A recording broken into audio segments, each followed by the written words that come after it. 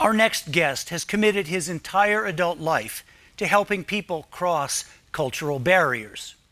Joe Lurie began his journey as a Peace Corps volunteer in Kenya and later directed programs in Ghana, France, and the United States. He's provided intercultural training for major corporations and universities, and most recently published a book about his global experiences. Joe, it's such a pleasure to welcome you to Feel Like You Belong. Well, thank you. I do feel like I belong. Super. That's the spirit, and that's our intention. Your life began, as I mentioned just a moment ago, in the Peace Corps. How has this experience affected your life, and would you recommend it to other people? Well, I went into the Peace Corps because I was drowning in academia. And as valuable as that academic experience was, it was offering me no life experience. So I kind of went back to an earlier experience at the age of 7, when my mother brought me to France, and I was intrigued with the sounds of a different language and the smells of different food. And that encounter with difference was highly positive. So that basically was the root of saying, now I want to go out and experience life. And the Peace Corps at that time was a wonderful opportunity to do that. And of course, in the spirit of the Kennedy years, it was an opportunity to give of myself. So when I went to the Peace Corps, and when the Peace Corps helped me to get to Kenya, I discovered that the majority of things I was witnessing, I was not understanding.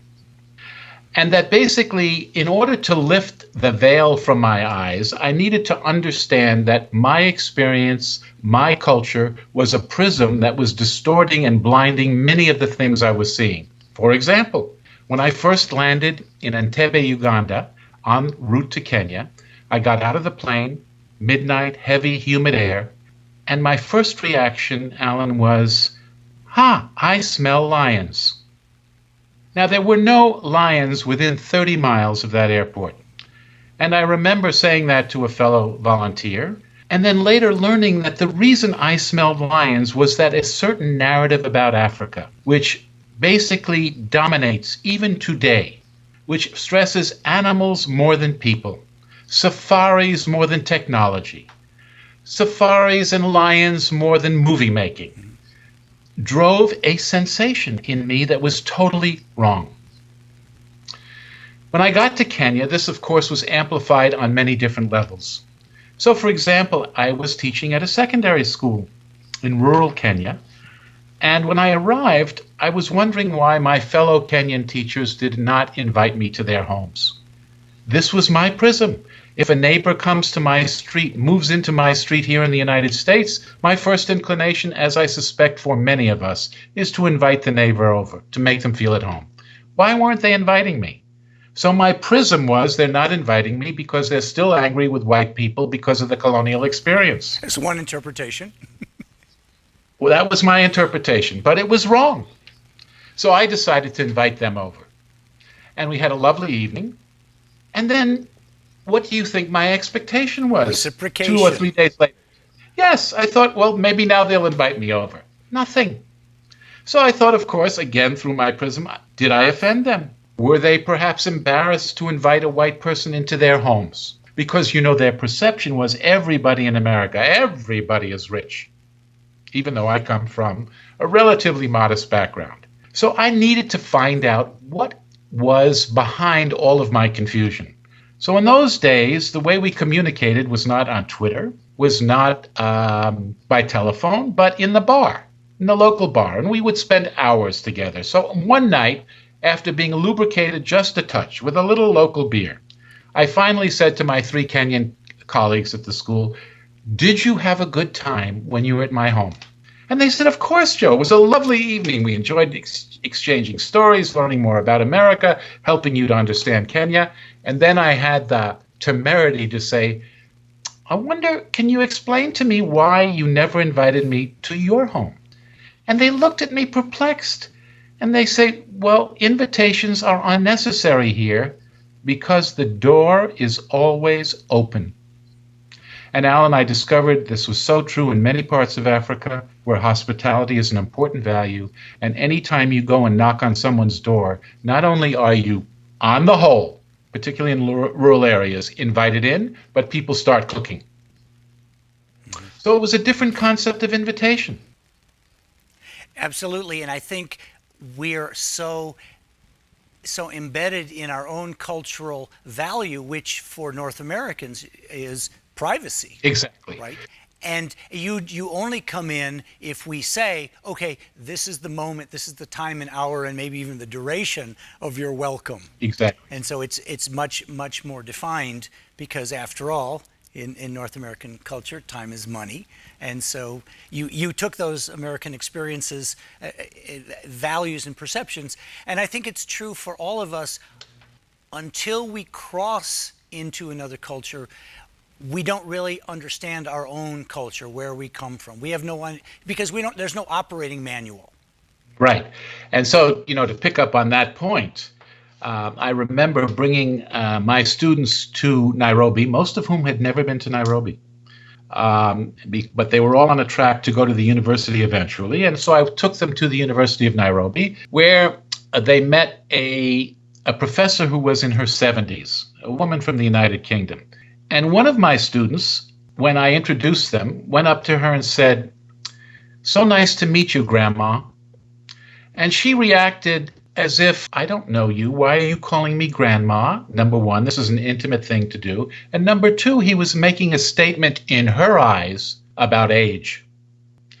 And many times in my own workshops here, I will go up to a woman or a gentleman in their 70s or 80s and say, "How are you, Grandpa?" or "How are you, Grandma?" And of course, many times they are stunned, perhaps a little angry that they are referring to people who are of a certain age. It's an insult. Age is an insult. It's an insult. And so basically she took it as an insult, but he meant it with the greatest of respect, because, Alan, as you well know, in many cultures, age is a source of respect.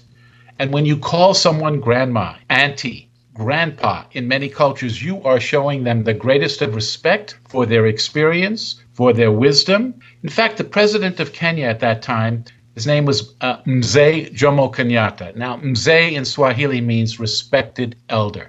Respected elder. In fact, it means elder, and respected is understood within that word. Sure. So there's another example of how the prism on both sides was not matching up. That's awesome. In just a short word, would you recommend a Peace Corps experience for other people?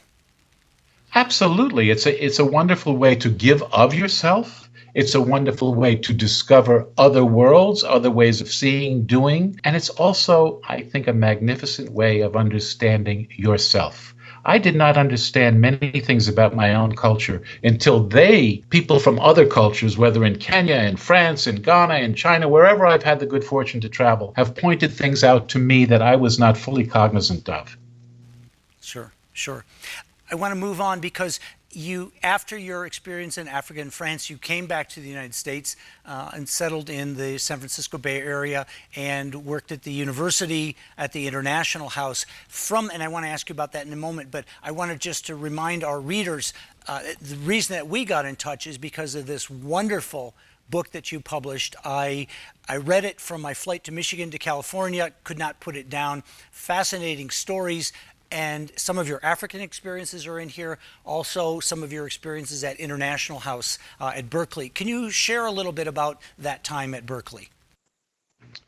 Well, International House at Berkeley is part of a larger International House movement, which in principle has a very simple premise. And that is, if people from different backgrounds actually live together on an extended basis, exchange ideas over meals, exchange values and perceptions while doing things together, it is perhaps one of the best ways to help people understand that their prism is limited. So, for example, Alan, I remember meeting a former resident of International House, and by the way, there are close to 600 students from 80 countries and 25 states, just to give you an idea of the richness of the cross-cultural interaction there.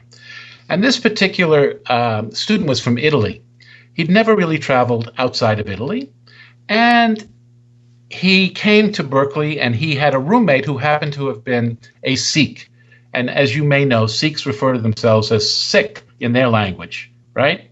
They call themselves Sikhs in their own language, but when they came here, they realized if they call themselves Sikhs, people would misunderstand it, so they now use the term Sikh. At any rate, this Italian went to sleep at 12 o'clock at night. His roommate was a Sikh, or a Sikh, as they refer to themselves. And as you know, Sikhs do not cut their hair, because cutting your hair is a violation of God's gift to you, of nature. That's why they wear turbans, which are also tragically often misunderstood in today's world. Especially at TSA. Exactly. And so when this Italian, with his narrow Italian prism, woke up in the morning and saw this Sikh combing his long hair and his long beard in the morning, he said, "I woke up in the morning, Joe, and I thought my roommate was Jesus Christ." So you see how his prism and how he associated long hair, beard with Jesus Christ, that was his only point of reference. Now, I have a nephew, Alan, right now. It's at UC-Berkeley. Most of his friends are from other countries, and one of the first people that he met was a person from the Sikh community. And when she introduced herself to him, she said, "You know, I'm Sikh, but I'm not contagious." That's a great line.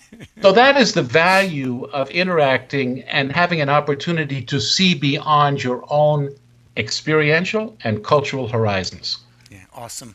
We're going to have to wrap up in just a moment, but one thing I wanted to talk about a little bit, because you've had a lot of experience guiding newcomers to the United States into the workplace and help getting them connected.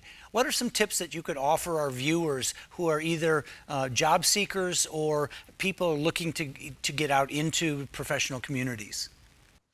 Yeah, I think generally speaking, again, there are always exceptions, but generally speaking, people from non-Western countries have great difficulty at first with our resumes. Resumes in these countries, of course, emphasize your family connections, your educational connections first. You might even put down your marital connection. You might put down your age. All of those things do not work here. And many of our resumes, we encourage people to begin with experience as opposed to education. What did you do? As opposed to what are your educational connections, your family connections. So that's the first thing that, many immigrants don't understand, why I have to shift my resume. The second thing is many of the immigrants come from countries where modesty and standing out, well, modesty is important and standing out is not comfortable. So to talk about your honors, your achievements on the resume is something that is very difficult.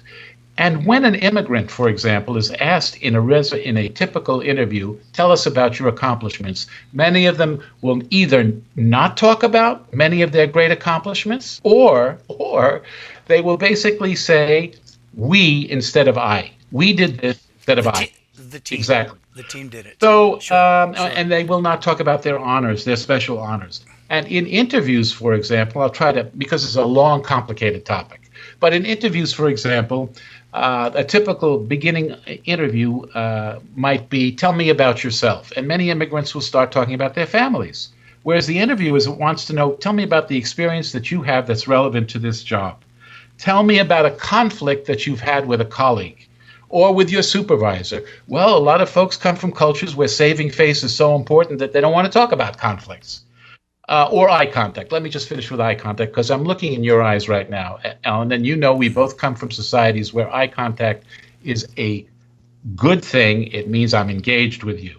And so many immigrants don't realize that when they go to an interview and they lower their eyes out of respect for the interviewer, the prospective employer, which comes from their culture, they don't realize that they are being perceived as lacking confidence. They're getting downgraded in the interview process. There you go. Yeah, not assertive. Yeah. And finally, just to close that point, frequently also immigrants, when they are interviewed, speak in a very soft voice, out of respect and modesty. But that is interpreted as lack of confidence. So the tips are practice new ways of doing things. Well, Joe, it's been an absolute delight having you with us here today. The time has flown by. We could have easily recorded twice as much. We'll definitely have to have you come back another time to have a follow-up conversation. But thanks so much again for sharing your experiences, sharing your wisdom, and we'll definitely look forward to staying in touch. Well, it's been a pleasure to talk to you, Alan, and such a treat for me to get to know you and to learn a little bit more about your work.